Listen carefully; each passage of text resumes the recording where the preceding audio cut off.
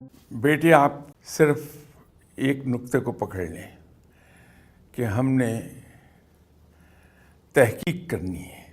جب میں M B اے کر رہا اس وقت بھی، جو کہ بات ہے 1964 65 66 کی، بلکہ ایم بی اے میں ہمارے مارکیٹنگ کا اس وقت دو ہی میجر تھے، مارکیٹنگ اینڈ فائننس، باقی تیسرا کوئی میجر نہیں ہوتا تھا۔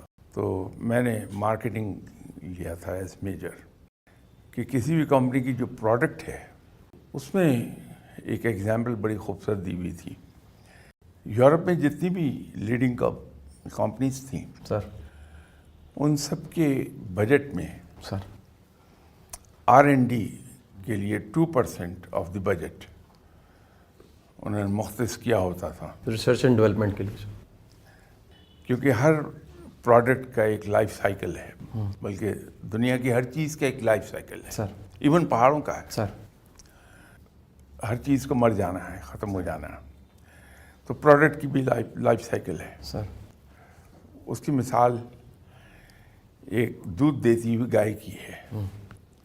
اس کی ایگزامپل اس نے دی کہ آپ نے ایک گائے پالی ہوئی ہے، اس کے دودھ پر آپ کا گزارا ہے۔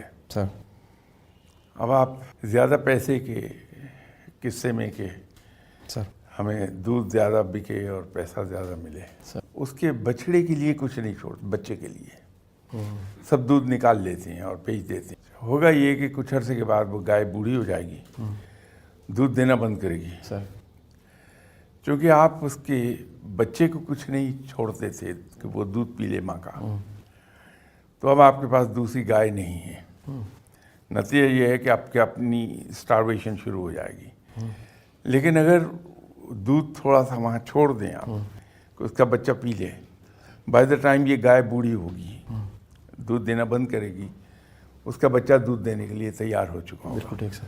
تو وہ آر این ڈی کو ایکسپلین کرتے ہوئے یہ پڑھایا کرتے تھے، یہ گورا ایسی پڑھاتا ہے۔ تو یہ جو آر این ڈی ہے یہ اتنا ضروری ہے، اسی پر ہم توجہ نہیں دیتے۔